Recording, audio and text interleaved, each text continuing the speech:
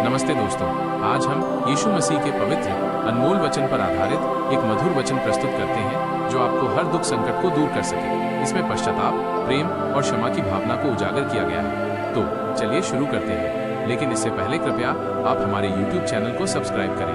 धन्यवाद। जय यीशु।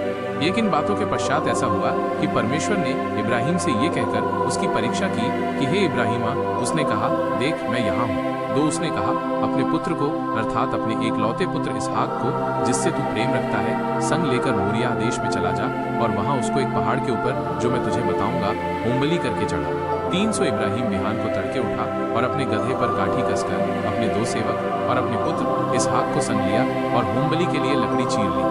तब कूच करके उस स्थान की ओर चला जिसकी चर्चा परमेश्वर ने उससे की थी। 4 तीसरे दिन इब्राहिम ने आंखें उठाकर उस स्थान को दूर से देखा। 5 और उसने अपने सेवकों से कहा, गधे के पास यहीं ठहरे रहो, ये लड़का और मैं वहां तक जाकर और दंडवत करके फिर तुम्हारे पास लौट आऊंगा। 600 इब्राहिम ने होमबलि की लकड़ी ले अपने पुत्र इसहाक पर लादी और आग और छुरी को अपने हाथ में लिया और वे दोनों एक साथ चल पड़े। 7 इसहाक ने अपने पिता इब्राहिम से कहा, हे मेरे पिता। उसने कहा, हे मेरे पुत्र, क्या बात है? उसने कहा, देख आग और लकड़ी तो है, पर होमबलि के लिए भेड़ कहाँ है? 8 इब्राहिम ने कहा, हे मेरे पुत्र, परमेश्वर होमबलि की भेड़ का उपाय आप ही करेगा। 900 वे दोनों संग संग आगे चलते गए और वे उस स्थान को जिसे परमेश्वर ने उसको बताया था पहुंचे। तब इब्राहिम ने वहां वेदी बनाकर लकड़ी को चुन चुन कर रखा और अपने पुत्र इसहाक को बांध के वेदी पर की लकड़ी के ऊपर रख दिया।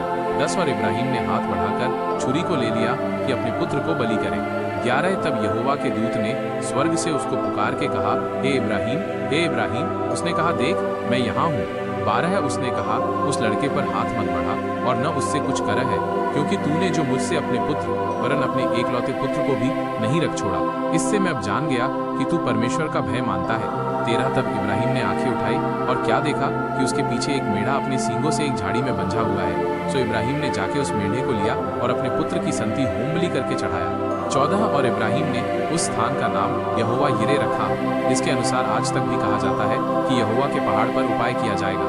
15 फिर यहोवा के दूत ने दूसरी बार स्वर्ग से इब्राहिम को पुकार के कहा, 16 यहोवा की ये वाणी है कि मैं अपनी ही ये शपथ खाता हूँ कि तूने जो ये काम किया है कि अपने पुत्र वरन अपने एकलौते पुत्र को भी नहीं रख छोड़ा। 17 इस कारण मैं निश्चय तुझे आशीष दूंगा और निश्चय तेरे वंश को आकाश के तारागण और समुद्र के तीर की बालू के किनकों के समान अनगिनत करूंगा और तेरा वंश अपने शत्रुओं के नगरों का अधिकारी होगा।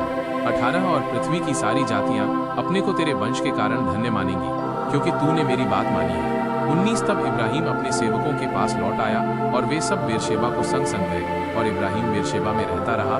19 तब इब्राहिम अपने सेवकों के पास लौट आया और वे सब बेरशेबा को संग संग गए और इब्राहिम बेरशेबा में रहता रहा।